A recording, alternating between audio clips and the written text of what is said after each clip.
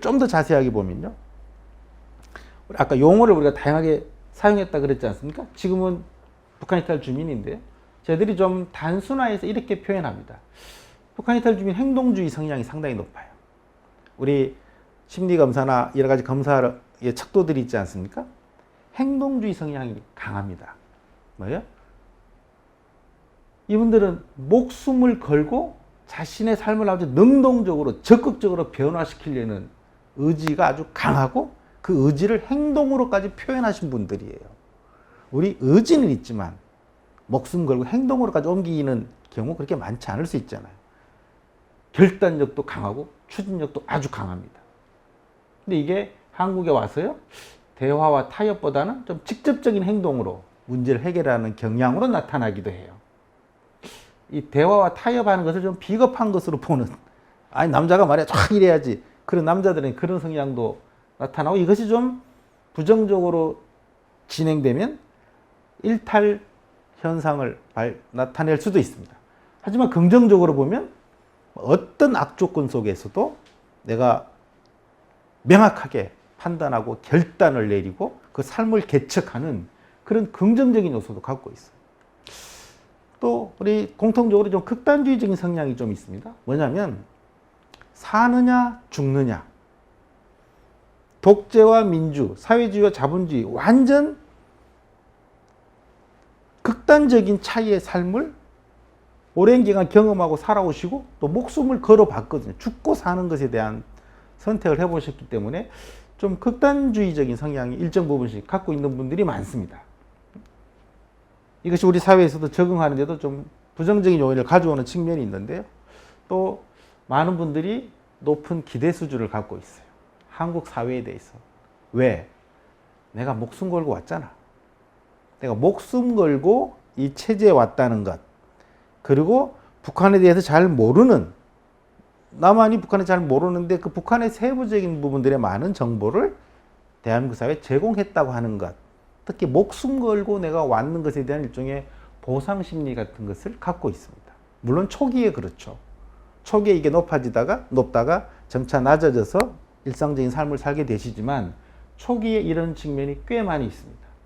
그래서 사회 적응 교육이나 정착 과정 중에서 자신의 능력이나 역할의 한계를 느끼면 굉장히 실망하고 분노하고 좌절하고 자포자기하는 그런 경험들을 하는 경우가 종종 있다는 거죠.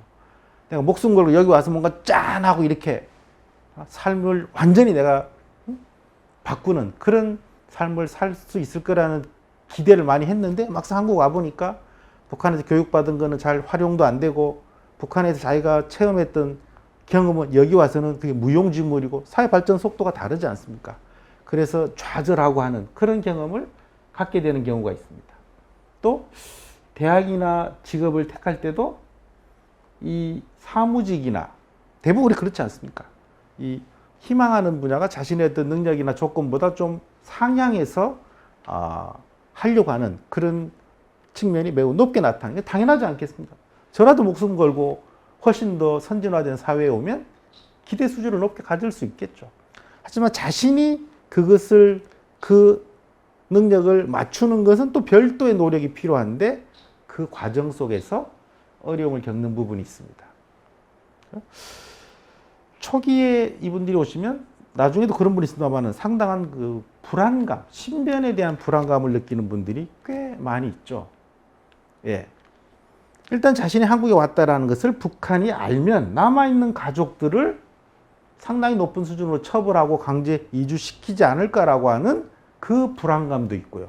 자신이 노출되면 안 된다고 하는 불안감. 그 탈북민 커뮤니티에 참여 안 하시는 분도 있고 사진 찍는 걸 극도로 거부하시는 분도 있고 언론 노출은 대부분 피하려고 하죠. 그것만이 아니고 지금 남쪽에 살고 있으면서도 자신의 신변에 대한, 북쪽에 남은 가족에 대한 신변 불안만이 아니고 자신의 신분에 대한 불안감도 여전히 갖고 있거든요.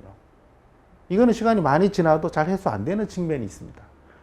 대한민국 국민 중에 우리 대한민국 전 세계적으로 치안이 가장 잘 돼 있는 국가에 속하는데 치안이 가장 잘 된 국가에 살고 있는 북한 이탈 주민들은 그 치안이 아닌 또 다른 신변에 대한 불안감을 상당히 갖고 있다는 거예요. 또 자신이 남쪽으로 옴으로 인해서 것으로 해서 북한의 남은 가족들이 연좌제로 해서 상당히 다양한 처벌을 받게 되거든요. 거기에 대한 죄책감을 갖고 있습니다. 내가 이 선택을 함으로 인해서 북쪽에 남아있는 가족, 형제, 친구들이 나로 인해서 상당히 많은 처벌과 피해를 받게 되는데 그것에 대한 죄책감. 그래서 이 술을 마시지 않으면 밤에 잠을 잘 못 이룬다든지, 그렇죠?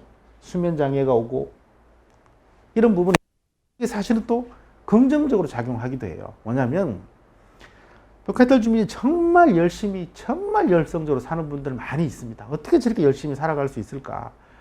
자기 직업 있으면서도 아르바이트 몇 개씩 하면서 정말 몸이 견뎌내지 못할 만큼 열심히 사는 분들 주변에 있거든요. 저희들이 걱정스러운 만큼. 그래서 왜 그렇게까지 몸을 그런 학대라고 하는 그런 수준에 다다르니까 열심히 삽니까? 라고 물어보면은요. 이런 이야기예요.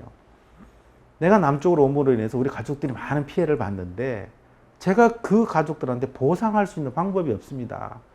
돈이라도 많이 벌어서 나중에 통일되면 그 피해에 대해서 내가 보상을 해야 하고 지금은 통일되기 전이라도 탈북자분들의 상당수가 북쪽에 있는 가족한테 생활비를 송금해 주고 있거든요.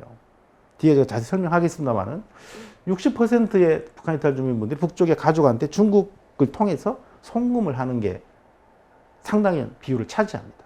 돈을 보내줘서 자신이 가졌던 그 죄책감, 미안함을 보상하려고 하는 심리를 갖고 있는데 그래서 정말 열심히 사는 분들 많이 있습니다. 그러니까 이것이 이런 부정적인 면도 있지만 긍정적인 측면도 있다는 거죠. 자, 열등감, 소외감 가질 수 있겠죠. 북한에서 아무리 고등학력, 북한의 의사였다고 해도 여기 오면 의사 자격을 바로 인정해 주지 않거든요. 단순 노무직을 하는 경우도 허다하고 북한에서 높은 자격증을 갖고 있었다 해도 그것이 여기 와서 사용되지 못함으로 인해서 갖는 나름의 좀 표현하기 그렇지만 열등감을 가질 수도 있고 소외감을 가질 수도 있습니다. 이것이 우리 대인관계, 취직이나 여러 측면에 있어서 부정적으로 작용할 수도 있겠죠. 또 불신에 대한 생각도 있습니다. 북한에서는 사실 서로가 서로를 감시하는 체제가 그 성격이 매우 강하기 때문에 누가 자신의 말을, 자신의 행동을 누가 가서 신고할지 모른다고 하는 그런 불신감을 갖고 있거든요. 한국에 와서도 북한 이탈 주민들끼리 모여 있을 경우에도 저 중에 누군가가 나쁜 의미로 말하면 북쪽에 무슨 끈아풀이 있을 수 있지 않을까. 그런 불안감. 특히 또 중국에서 공안에게 강제 체포되고 북한으로 송환된 경험을 가졌던 분들은 특히 자신의 신분이 노출되지 않을까. 내가 와 있다는 게 북한에 알려지면 그런 불신감, 의심을 상당히 많이 갖게 되는 측면이 있습니다. 근데 반대로요, 이 불신감만 해소되면 완전히 또 믿어버리는, 너무 상대방을 맹신해버려서 사기를 당하는 경우가 많습니다. 우리 남쪽 분들은 사실 이 사람을 완전히 믿고 그런 게 많지 않다고 이야기하거든요. 북한 이탈 주민들이 볼 때. 근데 이분들은 처음에 이렇게 불신하다가 그 사람을 믿게 되면 완전히 믿어버리는 게 있어요. 그래서 오히려 사기 피해 같은 데 노출되는 그런 어려움이 있다는 거죠. 자, 북한 이탈 주민분들이 남쪽에서 생활하는데 어려움이 있다고 이야기합니다. 무엇 때문일까요? 당연히 이질적인 체제에서 교육받고 살았으니까 다른 체제니까 어려움이 있겠죠. 또 취업도 쉽지 않겠죠. 우리 대한민국 지금 청년들, 젊은이들 뭐 누구든 다 취업의 어려움을 겪고 있지 않습니까? 우리 사회의 기존 구성원들이 취업의 어려움을 겪는데 북쪽에서 온 분들은 훨씬 어렵겠죠. 또 본인이 북한에서 왔다라는 것을 일반인들한테 공개적으로 이야기할 수 있을까요? 대부분 가능하면 공개하지 않으려고 합니다. 왜? 공개했을 때 긍정적인 반응이 오기보다는 차별, 편견과 같은 그러한 시선이 자신에게 그 대가로 돌아오거든요. 조선족이라고 아예 그냥 하든지, 강원도에서 왔다든지, 말투가 조금 다르지 않습니까? 자신의 신분을 피하는 경우 있어요.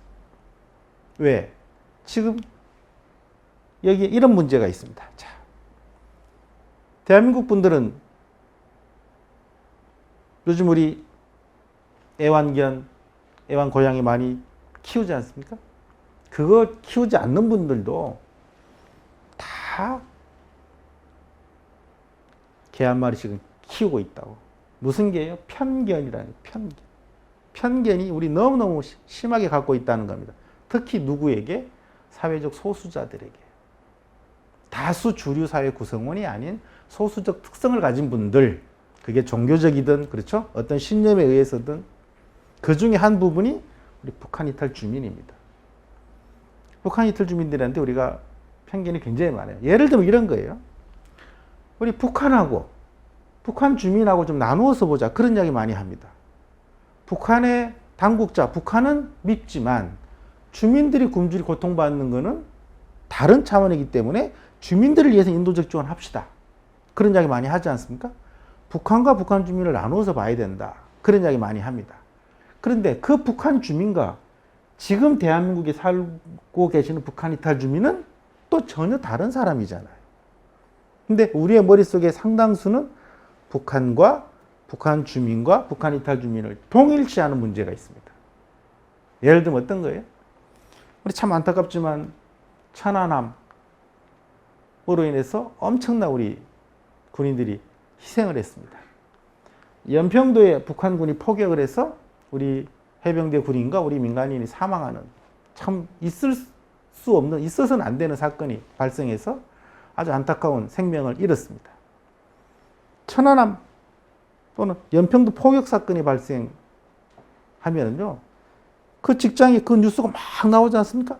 그런 뉴스 나오면요, 북한 이탈 주민이 직장에 다니고 있으면 그날 아주 초긴장 상태에서 하루를 보내게 됩니다.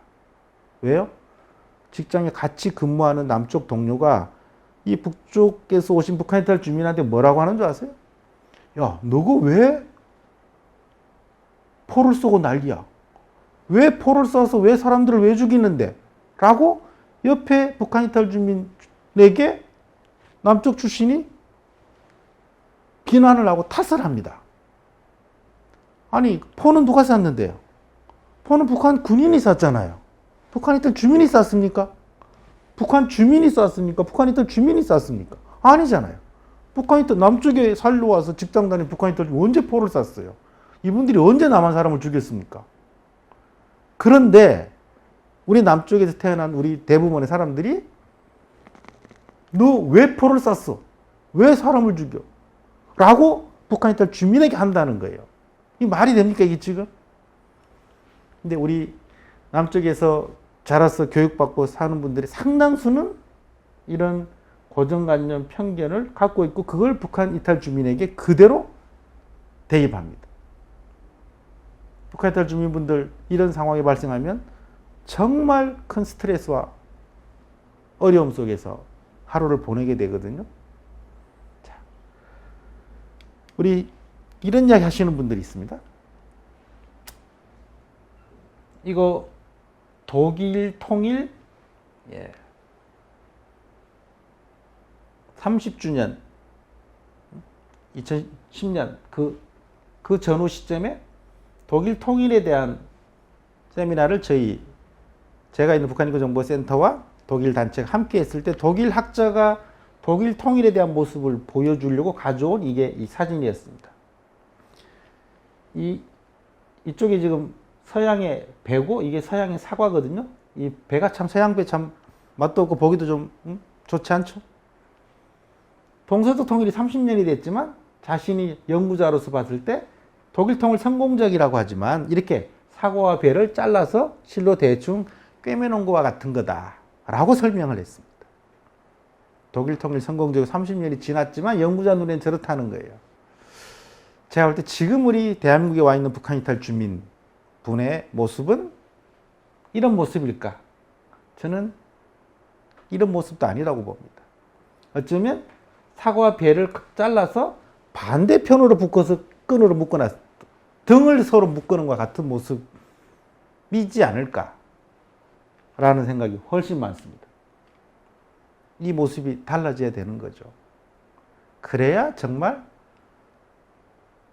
먼저 온 통일의 모습이 되겠죠. 지금 북한 이탈 주민들의 대한민국의 삶의 모습은요, 지금 북쪽에 살고 있는 주민에게는 통일되면 그것이 자신의 모습이 됩니다. 남쪽에 살고 있는 북한 이탈 주민이 취업이 잘 안 돼서 어려움을 겪는다면 북한 주민들은 통일되면 내가 저 모습이 되겠구나. 남쪽에 있는 북한 이탈 주민이 차별받고 고정관념으로 힘들어하고 희망이 없어서 생을 마감했다는 소식이 북쪽에 들리면 통일되면 저게 내 모습이겠구나 라고 생각할 수밖에 없다는 거예요. 그래서 우리가 먼저 온 통일이라고 하지 않습니까? 이분들이 3만여 명밖에 되지 않지만 정말 중요한 이유는 이 부분 때문입니다. 한 분 한 분의 개인적인 삶과 그 가정의 정착도 중요하지만 이 모습이 2,500만 북한 주민에게 통일 이후의 자신의 모습, 자신 가정의 삶의 내용이라고 생각되어지기 때문에 매우 중요하다는 겁니다.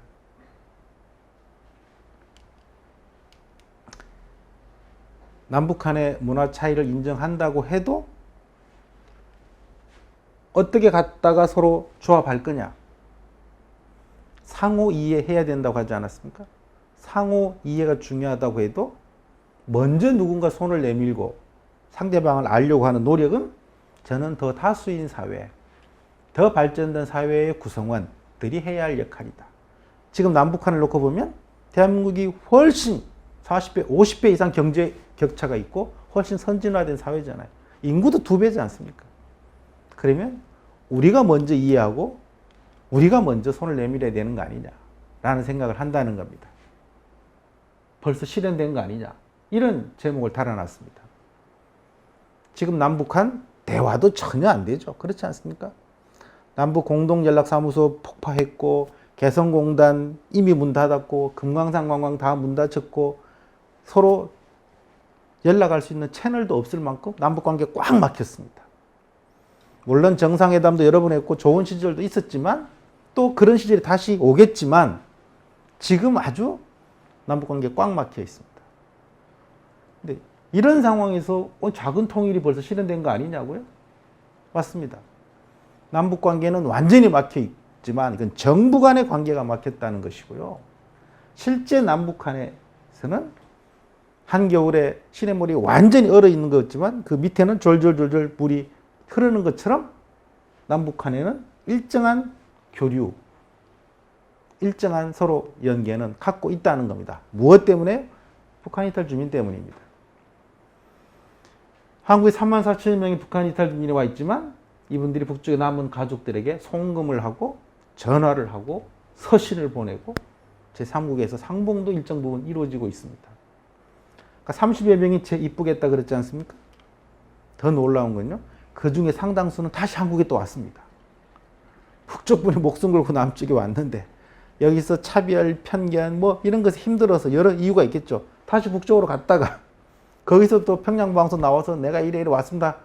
근데 또 막상 북쪽 가서 내 부모 만나고 싶어서 북쪽에 갔는데 만나고 3일 지나니까 또 불편하거든요.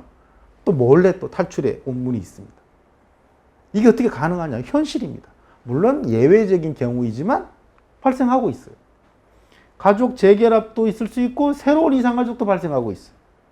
북한 이탈 주민은 신이산가족입니다. 그렇지 않습니까? 자, 이분들로 인해서 남북한이 통일되면 발생할 거라고 했던 많은 부분이 이미 발생했고요. 제도적인 준비가 통일되면 있어야 된다는 게 이미 제도적으로 준비돼서 실행되는 것도 많습니다. 어쩔 수 없이 이미 제도화가 돼 있다는 거예요. 국군 포로군요. 전쟁 시기에 수만 명이 우리 국군 6.25 때 한국으로 돌아오지 못했습니다. 그 중에 80명이 1994년 조창호 소위를 시작으로 2011년까지 80명의 노인이 된 분들이 80명 돌아왔습니다. 납북자분도 9명이 분단 이후에 한국으로 돌아왔습니다. 정부가 데려온 것은 아니고요. 탈북민들 속에 섞여서 탈출했습니다. 물론 중국에 오면 대한민국 정부가 한국 입국은 지원한 경우가 있죠. 이분들로 인해서 많은 통일되면 발생할 문제가 실제 발생했거든요. 어떤 거예요? 북쪽에 전쟁 시기에 살다가 남쪽으로 와서 북쪽에도 가족이 있고 남쪽에 와서 재혼해서 다시 아내를 두고 자녀를 둔 분들이 많잖아요. 이산가족 중에 그런 분 많습니다. 탈북자 중에도 마찬가지예요. 북쪽에서 결혼해 살다가 어쩔 수 없이 남쪽으로 와서 아내는 북쪽에 있고 여기 와서 새로운 아내를 만나서 결혼한 경우 다 있죠. 가족관계에 중혼의 문제가 생깁니다. 우리 국군 포로본 중에요. 북한 해탈 주민도 그렇고요. 여기서 결혼하고 전쟁 시기에 군대 갔는데 예전에는 결혼 일찍 했거든요. 군대 가서 북한에서 한국으로 안 돌려보내주니까 북한에서 다시 결혼해서 아내와 아이를 두고 살다가 북쪽에 아내와 함께 남쪽으로 오셨어요. 근데 대한민국 와서 보니까 본인의 여기 원래 본처가 아이를 하나 낳아서 키우고 있는 거예요. 그럼 어떻게 됩니까? 북쪽 아내, 남쪽 아내가 둘 다 있는 경우가 지금 발생한 거예요. 이거 통일되면 이런 경우 많이 발생할 거라고 생각한 거 아닙니까? 근데 그 사이에 자녀들이 있잖아요. 그러면 상속권에 대한 문제도 발생합니다. 양쪽 자녀가 다 있잖아요. 실제 북쪽에서 전쟁 전에 의사를 하시던 분이 거기서 결혼해서 자녀 놓고 살다가 전쟁통에 본인 남쪽에 와서 북쪽으로 돌아가지 못하고 실향민이죠. 의사로서 여기서 결혼해서 돈을 많이 벌고 자녀도 놓고 이분이 나중에 돌아가셨습니다. 근데 그 여동생이 같이 왔거든요. 고모가 있죠. 고모는 북쪽의 조카도 알고 남쪽의 조카도 알죠. 여러 경로를 통해서 북한의 조카에게 연락을 했어요. 너희 아버지가 남쪽에 와서 돈 많이 벌고 돌아가셨는데 북쪽에 두고 온 자녀 너희들에 대해서 평생 마음에 미안함과 그리움을 갖고 있었다. 그런데 여기에 본인의 재산은 우리 법률에 따라서 여기서 태어난 자녀가 남쪽 자녀가 다 상속을 받았는데 너희들한테도 그 상속권이 가야 되는 거 아니냐 고모가. 그래서 북쪽에 있는 조카들을 찾은 거죠. 중국통에 찾은 겁니다. 머리카락하고 손톱 잘라가지고 동영상으로 촬영하고요. 한국으로 보내서 이거 하면 유전자 감식을 하면 북쪽에 있는 자녀가 이 남쪽에 있는 자녀와 같은 자녀라는 걸 확인할 수 있거든요. 고모가 있으니까요. 그래서 우리 가정법원에 소송을 제기했습니다. 북쪽에 있는 자녀가 상속권자랑 인정해 주세요. 1번 내가 자녀라는 걸 확인해 달라. 2번 그러므로 나도 상속권자로 인정해서 재산을 나누어 달라. 이 소송이 대한민국 변호사를 통해서 소송을 제기했어요. 실제 사례입니다. 판결 이미 벌써 나왔습니다. 유전자 감식하니까 자녀 맞다. 1번. 2번. 그러므로 당신도 상속권자다. 남쪽의 자녀가 상속받은 것을 다시 n분의 1로 나눠라. 이게 판결입니다. 근데 정부가 곤란해졌죠. 상당히 많은 재산을 북쪽의 자녀한테 보내줘야 되잖아요. 근데 우리 법률에 대한민국에 있는 그 많은 재산을 북쪽으로 보낼 수 있는 방법이 없거든요. 또 설령 보낼 수 있다 해도 그 자녀가 정말 그 자녀인지 또는 이게 북한의 어떤 국가 보위부나 이런 사람들의 어떤 뭐 농간인지 알 수 없잖아요. 그래서 우리 대한민국 정부가 사법부의 판단이니까 그 판결은 인정하지만 대신 돈을 북한으로 보내는 것은 안 된다. 이렇게 법률이 만들어져 있습니다. 물론 의료비나 교육이나 이런 소액, 그런 사유가 있을 때 소액은 보내줄 수 있도록 돼 있습니다. 방법이 좀 마땅치 않지만 큰 돈을 다는 안 된다. 이렇게 법이 만들어진 거예요. 그러면 당신 돈은 맞는데 이걸 어떻게 하라는 거예요? 이걸 사용하려면 당신이 와야 쓸 수 있다는 말이잖아요. 그 사이에는 우리 재산관리인을 정해서 대한민국 재산관리인이 재산을 계속 관리하고 있습니다. 이게 현재 상태입니다. 이런 재판 판례가 이미 나와 있어요. 북한 이탈 주민 산재 보상금 요구라는 표현이 있죠. 북한 이탈 주민이 실제 대한민국에 오셔서 산재 사고로 돌아가신 분이 있습니다. 회사 일하다가 사고가 돌아가신 거죠. 그러면 산재 사고면 산재 사망 보상금이 몇 억이 나오게 돼 있지 않습니까? 근데 이분이 혼자 오셨기 때문에 그 돈은 남은 가족이 받는 거잖아요. 이분이 혼자 와서 가족이 없어요. 가족이 없는 것이 아니고 그 가족이 북쪽에 있죠. 근데 그 마을에 이 돌아가신 분의 동생이 북쪽에 살고 있는데 그 동생의 친구가 한국에 와 있었습니다. 그러니까 이 친구, 자기 친구의 형이 산재 사망해서 돌아가셨는데 보상금이 몇 억 나와 있는데 받을 사람이 없잖아요. 가만히 생각해보니까 북한에 있는 자기 친구가 수령권자인 거예요. 그래서 그 친구한테 연락했습니다. 야, 너그 형이 여기 와서 이렇게 돌아가셔서 산재 사망금이 나왔는데 가만히 보니까 이거 네 돈이다. 알려준 거예요. 그 친구도 역시 손톱 자르고 머리카락 자르고 동영상으로 촬영, 본인 확인하는 거죠. 동영상 촬영해서 역시 우리 소송을 제기해서 법원에 판결 나와 있습니다. 아, 동생이 수령권자다. 그래서 돈을 줘야 된다는 거예요. 근데 역시 돈을 줄 방법은 없는 거죠. 와서 써야 된다. 이거 이미 현실로 돼 있습니다. 중혼의 문제, 상속권의 문제, 산재 보상금의 문제, 북한 이탈 주민의 학력과 경력도 우리 법으로 인정하게 돼 있거든요. 북한의 자격증 우리가 인정하는 게 여러 개 있습니다. 또 송금 해주고 있다 그랬잖아요. 자, 송금 보십시오. 북한 이탈 주민은 저희들이 조사하면 60% 정도가 송금한 경험이 있다 그럽니다. 놀라운 건요.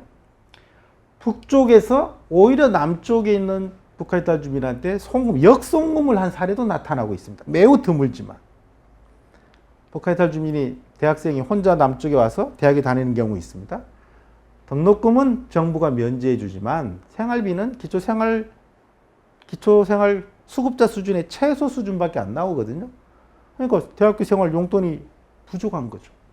북쪽에 있는 자기 친척, 부모, 형제한테 연락해서 생활비를 받아서 사용했다는 증언도 있습니다. 근데 문제는 이 송금 방법이 복잡한데요. 수수료가 굉장히 높습니다. 보통 100만 원 송금하면 30만 원, 어떤 경우 50만 원까지 수수료를, 지금 단속이 심하면 더 높아져요, 수수료가. 이 북한 이탈 주민이 북쪽으로 돈을 보낼 때 내는 수수료, 이거 30% 넘게 나오는데요. 이거 분담 비용입니다. 제가 볼 때. 우리 전 세계 어느 나라에 돈을 송금해도 그 수수료 얼마 안 되지 않습니까? 합법적으로 즉시 보내고 즉시 받을 수 있잖아요. 근데 북한 이탈 주민들이 이것이 합법적인 영역이 아니기 때문에 가장 높은 수수료를 내는데요. 경제적으로 가장 취약한 북한 이탈 주민이 가장 높은 수수료를 분담하는데, 이거는 분담되어 있기 때문에 내는 분담 비용이에요. 그 분담 비용을 왜 북한 이탈 주민이 가장 어려운데도 부담해야 됩니까? 이게 상당히 모순적이라는 거죠. 자, 뭐 송금하는 방법은 이렇게 사실은 뭐 여러 가지 방법을 통해서, 중국을 통해서 결국은 이루어집니다. 자세하게 설명하기 쉽지 않지만요. 이것이 법률적으로는 합법이 아닌 측면이 있겠지만, 가족이 내 가족에게, 내가 돈을 벌어서 내 가족에게 소액을 생활비로 보내준다는 것을 법률적 위반으로 따지는 것은 사실 합리적이지 않다. 인도주의적인 측면이 강하다. 이런 식으로 보통 우리 정부기관도 아마 그렇게 해석을 하는 측면이 있기 때문에 단속이 있음에도 일정 부분은 이루어지는데, 지금 북한의 국경이 코로나 상황으로 봉쇄돼서 이 송금도 지금 대단히 어려운 조건에 와 있습니다. 자, 그러면 통일 한국에 대한 준비가 북한 이탈 주민들로 인해서 또 기환한 국군포로 납북자로 인해서 제도적인 장치가 많은 부분이 정비되었다고 했습니다. 그러면 그거 외에 정말 대한민국이 북한 이탈 주민과 관계돼서 또는 통일에 대한 준비가 잘 돼 있을까? 글쎄요. 국가적인 측면에 있어서의 준비는 국가기관 나름대로 하고 있겠죠. 근데 한국 사회 전반적인 준비는 어떠할까? 북한 이탈 주민들은 이렇게 표현합니다. 한국에 와 있는 우리 3만 명의 북한 이탈 주민들도 제대로 수용을 못하면서 만족스럽지 못하다는 응답이 많거든요. 북한에서 사는 것보다는 지금 남한에 사는 게 훨씬 풍요롭고 만족하지만 비교적으로는 불편함이 많이 있다는 거예요. 우리 북한 인구의 1000분의 1 정도잖아요. 3만 명이면 사실은. 3만 명도 수용을 못하면서 대한민국이 통일하겠다고요? 통일 준비하신다고요? 약간 비아냥거리듯이 이야기하는 북한 이탈 주민이 상당히 많습니다. 이거 저희들이 아마 되새겨봐야 됩니다. 국가적 차원에서도 되새겨봐야 되지만 우리 시민사회, 한국사회 측면에서도 되새겨봐야 됩니다. 왜 이런 이야기를 합니까? 북한 이탈 주민들에 대한 차별, 편견, 고정관념, 이 부분이 상당히 힘들게 하고 있다는 거죠. 제가 앞서 2010년 이후에 30여 명의 북한 이탈 주민이 북쪽으로 다시 올라간 것이 평양방송을 통해서 확인되었습니다. 이렇게 말씀드렸잖아요. 또 그 중에 또 일정 부분은 다시 한국으로 또 오셨어요. 근데 그분들이 평양방송에서 자신들이 왜 남쪽으로 갔고 왜 다시 돌아왔는지를 설명하는 그 방송을 제가 여러 개 본 적이 있는데요. 그 중에 어떤 분도 한국에 가서 먹을 것이 없어서 굶주려서 다시 북쪽으로 왔습니다. 이렇게 이야기하신 분 한 분도 없었습니다. 북쪽에서 올 때는 굶주리고 고통스러워 한국에 왔는 분이 상당수 있지만 다시 한국에서 북쪽으로 다시 또 목숨 걸고 돌아간 분 중에 한국에서요 배가 고팠어요. 굶주려서 다시 왔습니다. 이런 분 한 명도 없었다는 거예요. 모든 이유가 뭡니까?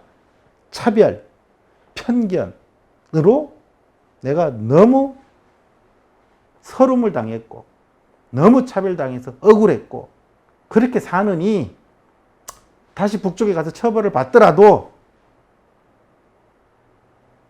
목숨을 혹시 잃게 되더라도 와서 마음 편하게 살려고 왔습니다. 라고 대부분 이야기하더라는 거예요. 그만큼 차별, 편견이 무서운 결과를 가져온다는 거죠. 하지만 그분들 북쪽에 가서 딱 30분 지나면 다시 후회하거든요. 아, 이게 자유를 경험해본, 자유의 콧바람을 쐬어본 사람은요, 다시 통제된 사회가 살기 어렵습니다. 준비가 잘 안 돼 있다는 거죠.